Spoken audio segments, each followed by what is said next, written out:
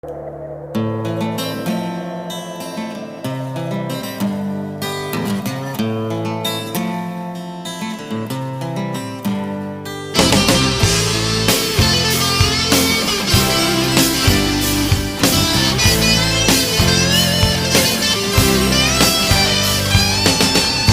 povo em pleno deserto, a nuvem estava por perto. Não tinha fome nem sede, pois Deus estava com ele.